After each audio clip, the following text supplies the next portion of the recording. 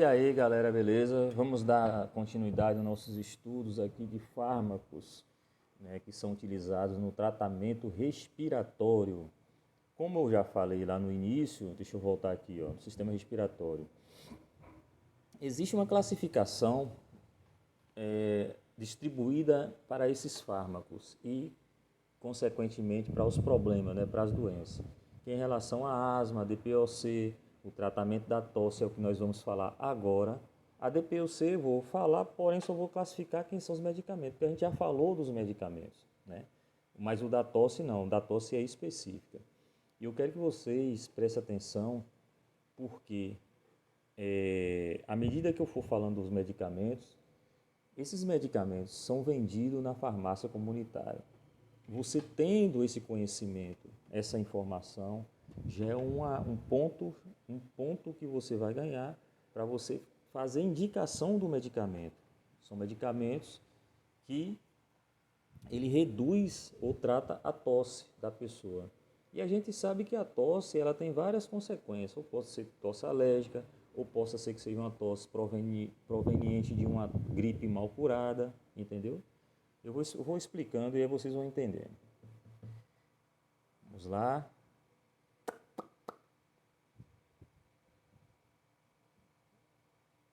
Opa, passei aqui.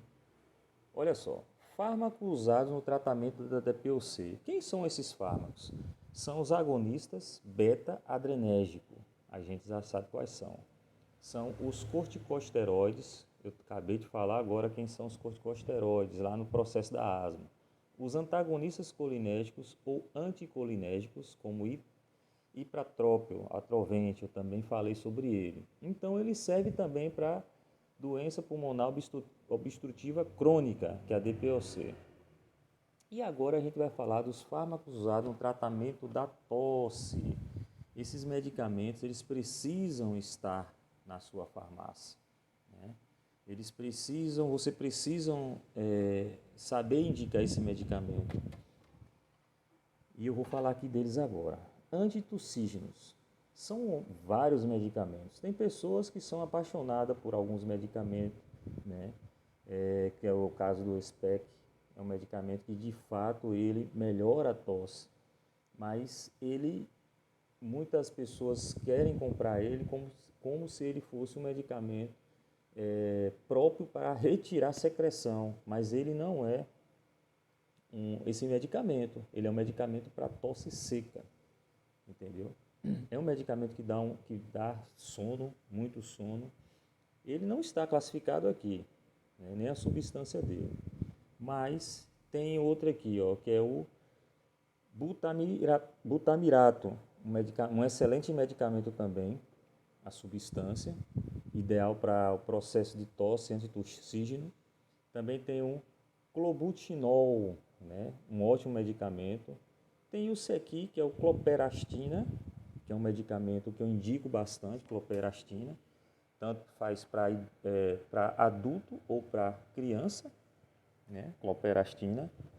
Tem aqui o Cetux, aqui ó, Cetux, um medicamento excelente também, as pessoas procuram muito sobre ele.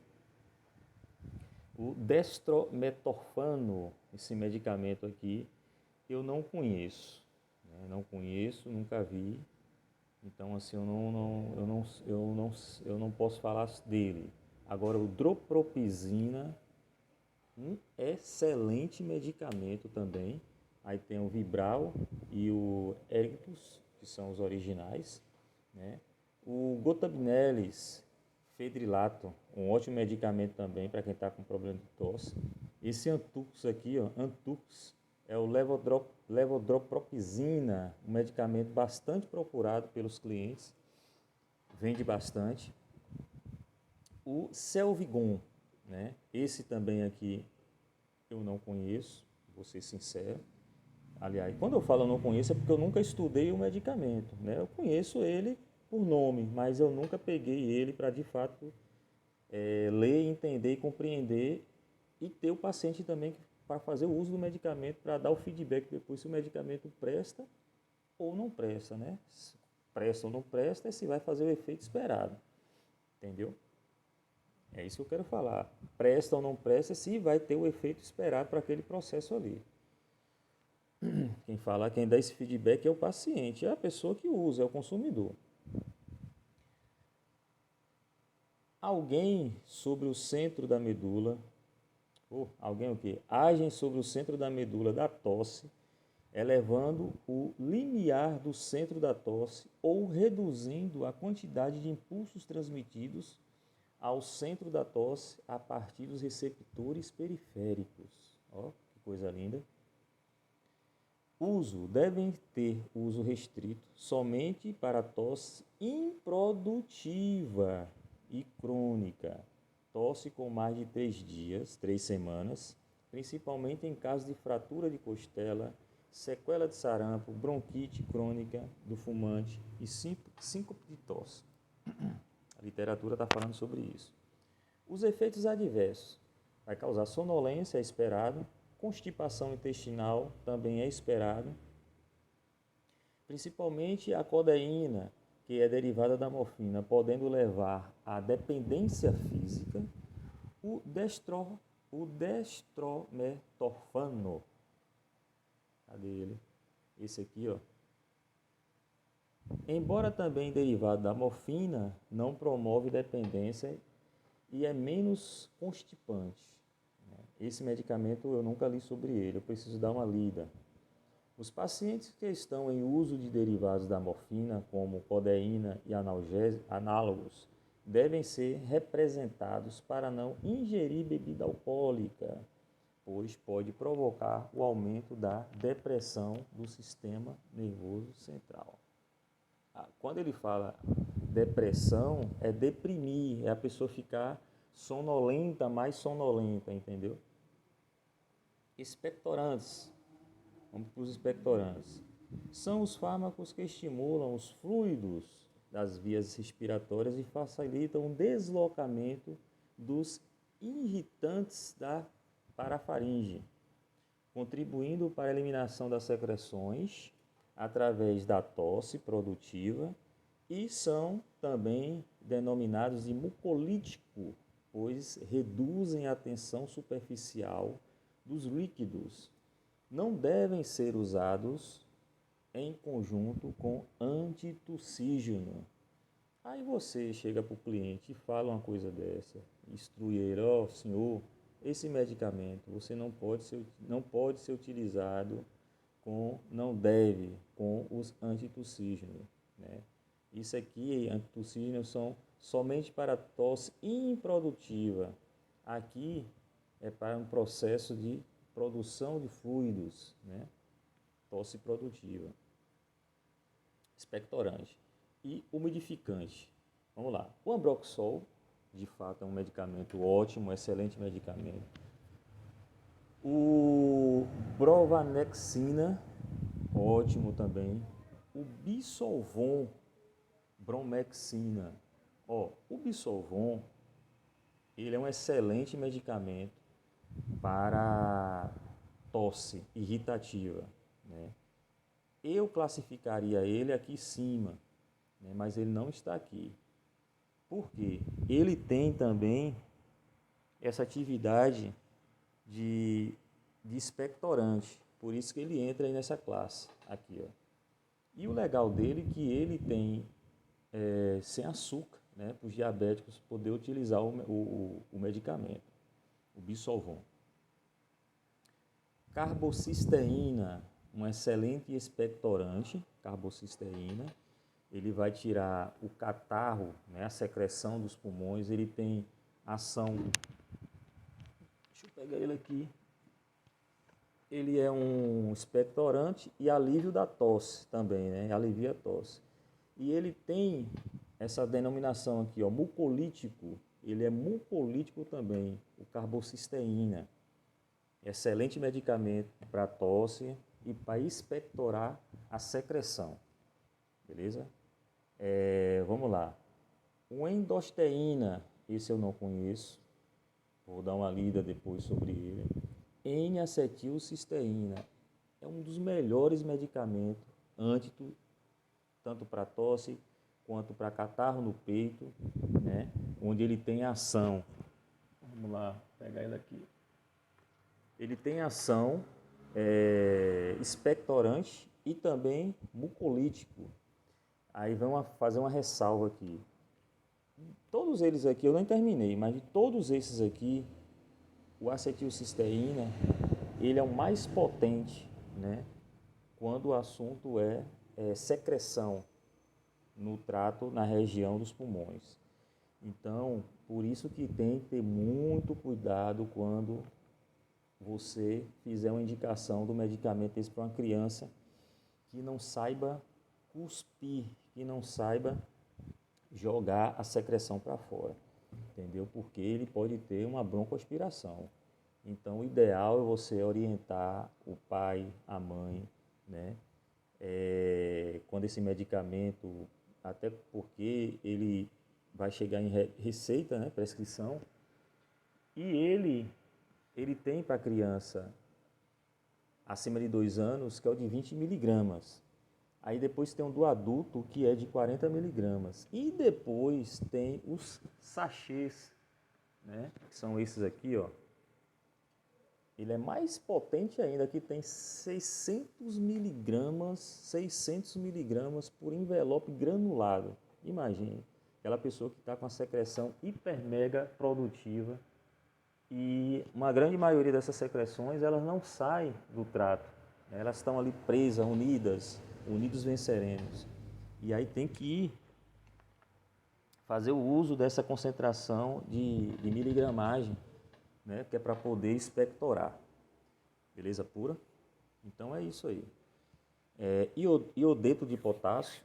Sim, lembrando que o N-acetilcisteína, que é o fluimicil, esse aqui, ele é um medicamento, ele age como antígeno, antídoto, aliás, para o paracetamol. A gente sabe que o paracetamol ele não pode ser utilizado acima de 4 gramas, né? Eu vou além, eu digo que não pode utilizar, pode utilizar no máximo 3 comprimidos de 750 miligramas, que é abaixo de 4 gramas. Mas é um cuidado que eu tenho para passar para o cliente em relação a isso, quando ele não conhece o produto, né? A maioria conhece, ainda mais os que frequentam aqui na nossa farmácia. A gente está sempre orientando, através dos grupos do WhatsApp, do Instagram. A informação em relação à saúde é prioridade aqui. Vamos lá. É o Sobrerol, Sobrepin também não conheço. Vou procurar ver que medicamento é esse. Sulfoguaicol também não conheço, né? Usado associado com o Fenergan, o guaifenizina, né? O polaramine. Olha só, o guaifenizina, que é o genérico do Vic, Vaporub, né? Tem outra substância também, mas o principal é o guaifenizina. É um excelente medicamento como expectorante. Também ele tem a função de mucolítico, né? Fluidificar a secreção para ela ser expectorada, a guaifenizina. E é utilizada bastante também para tosse. A guaifenizina pura. Vamos lá. Desse grupo de fármacos, somente o ambroxol e o N-acetilcisteína podem ser também administrados por via parenteral, podendo o ambroxol ser administrado via endovenosa, em bolos ou diluído. E a N-acetilcisteína por intramuscular ou endovenosa, inclusive como antídoto do paracetamol, que em caso de intoxicação, que eu acabei de falar. Efeitos adversos dos expectorantes. O uso de iodeto de potássio ele tem sido criticado devido suprimir as funções da tireoide. Então não usa, né? Os demais expectorantes eles podem provocar desconforto gástrico e diarreia.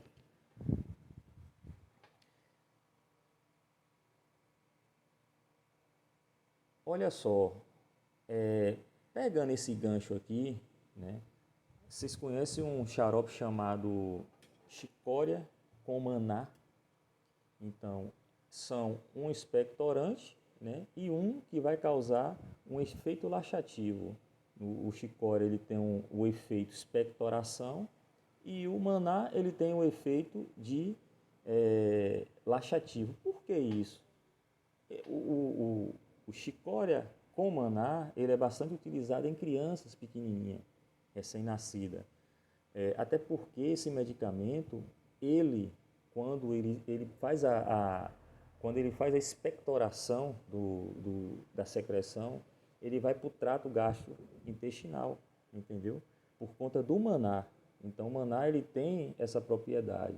E aí, o cocô do bebê vai ficar todo espumado, né? Com aquela secreção, com aquele catarro, né?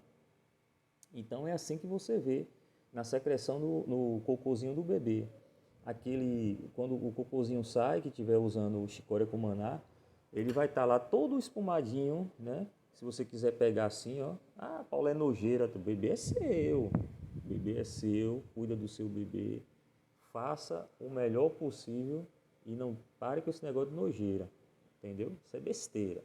Você vai pegar no cocôzinho dele, vai fazer assim, ó. Se tiver gosma, é porque o medicamento está fazendo efeito. Beleza pura? Então é isso, galera. Vamos ficar por aqui.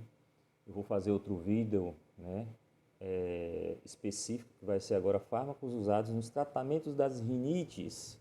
Esse também é um assunto bastante interessante que a gente vai falar aqui, do dia a dia do farmacêutico, como agir em situações como essa, o que é que você pode estar agregando na sua venda para a rinite da pessoa melhorar, suavizar, e a pessoa estar falando sem nenhum tipo de problema, sem aqueles espirros incômodos, né? E a pessoa só vai espirrar justamente no ambiente onde ele está fechado, porque a preocupação é tanta de não espirrar, e é que o espirro vem de verdade. Beleza? E é isso aí. Quem não me segue, faça favor de seguir, porque a gente precisa aumentar o nível de conhecimento aqui do nosso canal. Beleza pura? O objetivo é que a gente está estudando por livros e apostilas, como eu tenho dito, e através de artigos científicos, que a gente vai estar sempre pontuando aí. Falar de artigo científico, eu estou preparando um artigo aqui muito interessante sobre tadalafila, né? O uso do tadalafila em relação às pessoas que estão malhando, o que é que isso pode acontecer futuramente, né? Que a gente sabe que a saúde, ela é uma criança recém-nascido com 10 anos. 20 anos é uma criança, ela se torna envelhecida daqui a 30, 40 anos, não é verdade? Então, assim, nós todos que estamos na faixa dos 40 anos para 50 anos, daqui a 60 anos nós não estaremos mais aqui na Terra. Isso é fato. Né? Você vai ter 120 anos? Porra, coisa é essa? Então, assim, se cuide, entra nessa onda aí de usar medicamentos aleatórios para relaxar a musculatura lisa, né, os músculos lisos, que você pode estar entrando numa enrascada. Mas a gente vai discutir esse assunto aí com artigos científicos e com um livro de fisiologia, que eu vou pegar a parte da parte dos músculos lisos e a gente vai estar discutindo isso aí. Beleza pura? Então vamos que vamos.